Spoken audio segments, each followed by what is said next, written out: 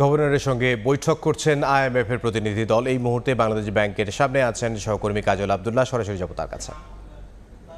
IMF প্রতিনিধি দল Bangladesh bank গভর্নরের সঙ্গে একটু পরেই আজকের বৈঠক শুরু করবেন। অর্থাৎ গতকাল যেটি আমরা জানতে পেরেছি যে আইএমএফ প্রতিনিধি দলের 5 জন সদস্য এসছেন। বাংলাদেশের অভ্যন্তরীণ আর্থিক খাত থেকে শুরু করে রাজস্ব কাঠামো এবং আর্থিক খাতের যে সংস্কার সব কিছু মিলে বাংলাদেশ অন্তর্বর্তী সরকার যে বিভিন্ন সহায়তা চেয়েছেন তারই প্রেক্ষিতে 5 প্রতিনিধি দল চলে এসছেন এবং বাংলাদেশের যে আবাসিক প্রতিনিধি সেখানকার থেকেও 4 জন, সব মিলিয়ে 9 সদস্যের প্রতিনিধি দল বাংলাদেশ ব্যাংকে চলে এসছে।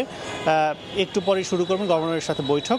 এর আগে বলে রাখি যে সকালে কিন্তু অর্থ উপদেষ্টার সাথে বৈঠক করেছেন তারা 9 সদস্য প্রতিনিধি দল। সেখানে অর্থ উপদেষ্টার বৈঠক শেষে কিন্তু অর্থ উপদেষ্টা ডক্টর সালেউদ্দিন আহমেদ বলেছেন যে বাংলাদেশ ভ্যাট অর্থাৎ রাজস্ব কাঠামো, আর্থিক সংস্কার, ব্যাংক খাত সংস্কার সব কিছু মিলে কিন্তু বিভিন্নভাবে সহায়তা চেয়েছে।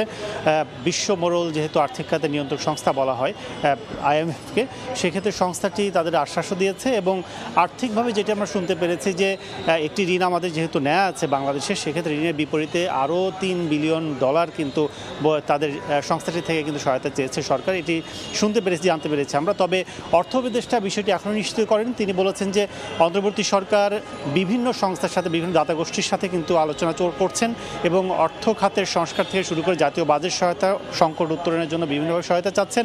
তারাও সেভাবে বলা চলে এখন পর্যন্ত $8 থেকে $9 বিলিয়ন বৈদেশিক যে সহায়তা, ঋণ প্লাস সহায়তা দেওয়ার আশ্বাস দিয়েছে বিভিন্ন সংস্থা। এরই প্রেক্ষাপটে আইএমএফ থেকে কতটুকু আসলে ঋণ প্রয়োজন হবে, যেহেতু গত 2 বছর আগে আমরা $4.7 বিলিয়ন অর্থাৎ $470 কোটি মার্কিন ডলারের একটি ঋণের চুক্তি করেছি। তার 3 দফা $231 আমরা কিন্তু পেয়েছি এবং বাকি কিস্তিগুলো 4 কিস্তিতে, বাকি ঋণগুলো 4 কিস্তিতে সংস্থাটি দেবে।